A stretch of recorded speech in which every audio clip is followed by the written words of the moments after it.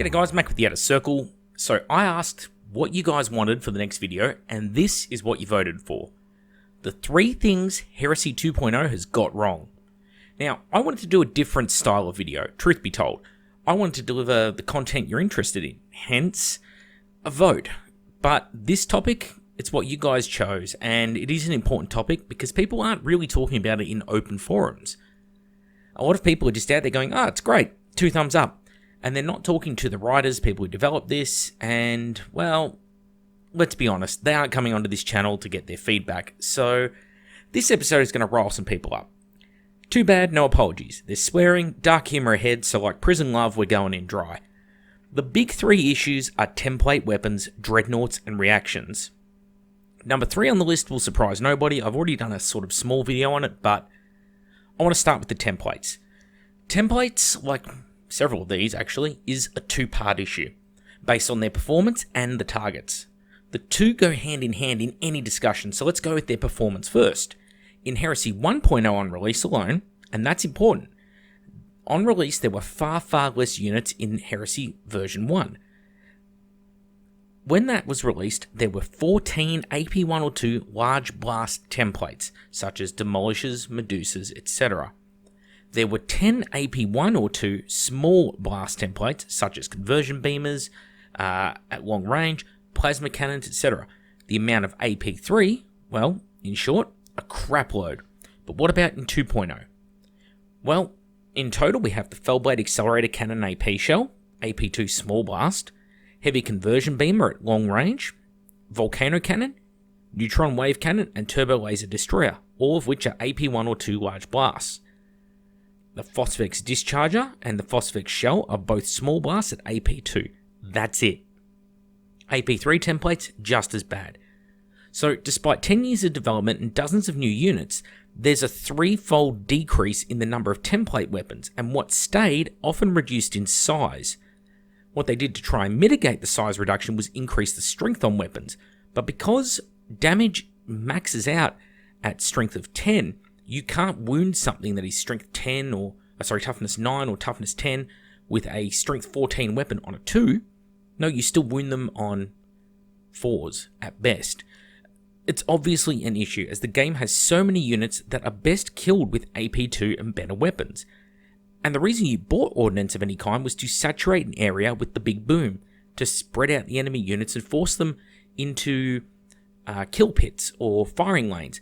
Stop them clumping up their miniatures and walking towards you like it's 1700s and they're the redcoats. Now, part 2 of the equation is the survivability. In 1.0, there were void-hardened units, namely destroyers and breachers, who got to re-roll their saves against blasts and templates. But there was a natural barrier where the explosion was so great that the infantry armor was rendered meaningless. Makes sense, you get hit by a shell designed to take out a bunker, it should probably kill your power armor. In 2.0, they give that shit out like it's candy. Heavy for speeders, heavy for cataphracti, heavy for all sorts of units. On top of that, some of these units, like Terminators or Speeders, gained multiple wounds. Therefore, they can charge down your throat. You can hit a land speeder with a Demolisher shell right in the face and not send it back to the abyss. You'll do brutal damage, but it'll walk or, hover away. So, let's see what happens when there's lots of Terminators and the Terminators are functionally immune to templates because they have every possible factor working in their favour to mitigate the damage. That combined with the Plasma Murphs means that, well, basically nobody's killing Terminators. Nobody, and I mean nobody, cares if a Demolisher shell is strength 12 when the models that are saving against it are rolling 2+ saves. Your chance of failing is so small, what's the point? They're getting re-rollable 2+. Beside that, the blast is so small it will only hit 1 or 2 models anyway. Someone writing this game was looking at games of 1.0 Heresy, seeing Terminators and Marines being swept away by artillery and wondered, how can we make this more immersive? And they came up with not 1 but 2 ways to do so and implemented both at once, which swung the pendulum right the fuck to the other side of balance. The solution could have been to, say, reduce squadron sizes, remove machine spirit from Vindicators, making Medusas 0-1 tanks, I don't know. But they didn't just go in with a scalpel and remove the key offenders. They instead absolutely gutted the game balance. Why take a Flamestorm cannon? In fact, why take any flamers at all when there's so many heavy units? You just can't get wounds to stick. You cause 20 wounds to a Terminator squad with an Apothecary, and your chance of causing any wounds to get through is functionally 0. It's a 1 in 36 chance, followed by a 2 in 3 chance of wounding. Sure, it's possible, but come on. It's very safe now to move big blobs of infantry through open terrain, and it shouldn't be. The tactical situation is gone. Basically, templates have been nerfed into oblivion, and the more conspiratorial amongst us will put it down to Games Workshop nerfing them to the point where you beg them for 8th edition style rules for the weapons. The more positive members will say, well, it was well intentioned, templates were strong, but, this kind of misses the mark. But the more cynical amongst us believe that a writer was salty when the first game they played their new Linnean Terminator unit, they couldn't just walk them across the middle of an open fucking board without them dying, so they thought, let's nerf all of the templates in the edition. Let's move on to Dreadnoughts. The Dreadnought issue. Okay, the contention goes that Dreadnoughts, when they went to wounds, the writers realised nothing could hurt them effectively except plasma. 5 combi plasma, for example, could kill one very quickly. Just drop in, rapid fire 10 shots in its face, and most of the wounds will get through and it'll be gone. First thing they did, of course, was nerf plasma, because instead of fishing for 6s to glance a Contemptor, they now need 4s. Well, that's too good. Easily overcomes them. So, then breaching comes into existence. With plasma gone, there's nothing able to instant kill Dreadnoughts, and so what are you left with? Well, do you create chain fist rules that make them viable as the obvious anti-vehicle weapon? No, it can stay an anti-tank because they created Brutal for Thunderhammers in order to grant it a chance to bring them down. But what they didn't realise when they wrote this is that Brutal is universally a way more useful thing. As with multiple wounds on Dreadnoughts, multiple wounds on Terminators, extra wounds on characters in Terminator armor, speeders with multiple wounds, etc., Brutal weapons become 10 times more useful. If you can't instant kill something, and there is a lot of stuff that can't be instantly killed, usually due to toughness but also due to war gear, then Brutal is a safer bet. And since most Brutal weapons are strength 8, they kill Dreadnoughts fast. But they splash over so many wounds that infantry die in droves, so it's a weapon that is effective against so many things in the game, people spam them.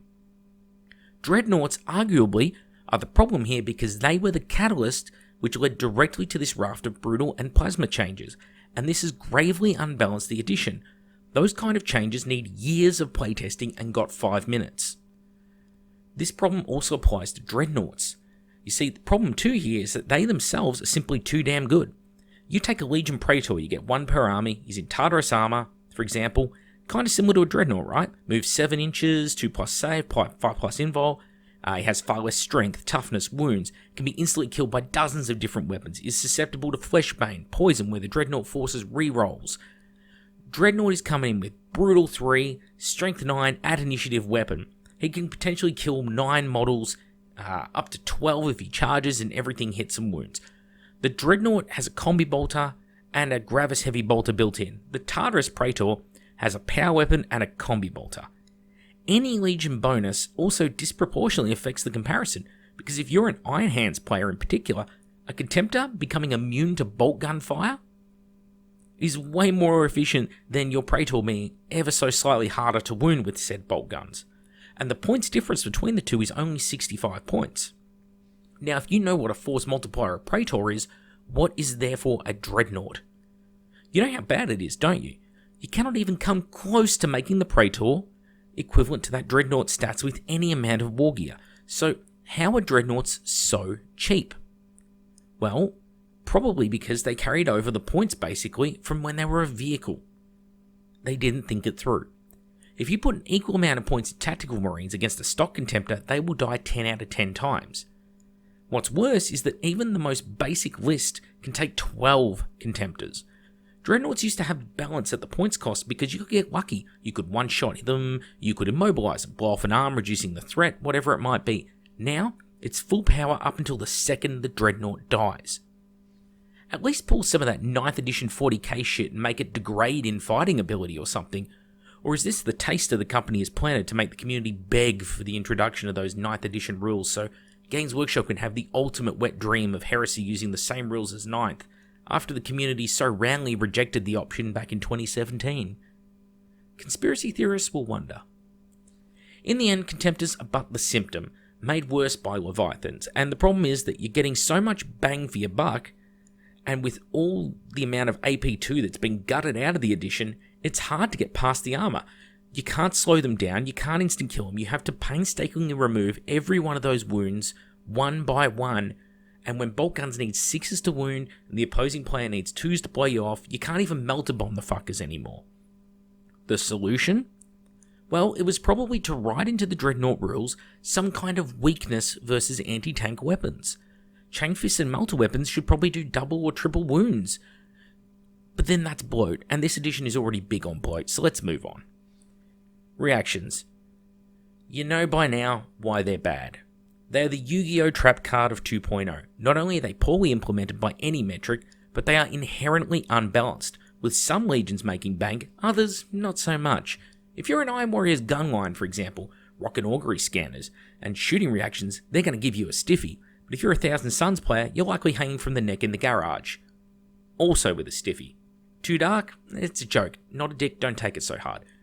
With units, sometimes shooting at full ballistic skill as much as 3 times in the opposing player turn, there's no way this could ever be balanced. For example, augury scanner intercept when a unit deep strikes, then return fire in the shooting phase, and then overwatch in the assault phase. Congratulations, your Iron Warriors fired their las cannons as many as 3 times in the Blood Angel player's first turn as they would have in the entire first 3 turns of a game of 1.0 Heresy combined. If this sounds like an over-the-top example, I assure you, it is. But as augury scanners are commonly equipped war gear, you can do an awful lot of intercepts for free. You can exceed the 3 reactions per phase limit with them because they are war gear and specifically state you can. There are plenty of ways as well to increase your shooting and assault reaction allocation. So, there's probably a trade-off, right, for firing your las cannon 3 times in the other guy's turn. Hey, Macca? Well, I hear you asking, but, well, my friend, like an ugly poor dude with bad hygiene, no pickup game, you're going to be hearing the word no a lot here. There is no penalty. You do all that, basically you get to shoot at full ballistic skill in your next turn. My proposal, therefore, is a simple one. Once you perform a reaction, you cannot perform an action of the same type for the rest of that turn or next turn. You shoot them in their turn, congratulations, you sit out until your next turn ends. You fired, well, you have limited ammo, you deal with it. Guess what, you move? Great, you can physically only move so far in one turn. How can you move, run, charge, consolidate, reaction, move, run, whatever? That's too much happening in one turn.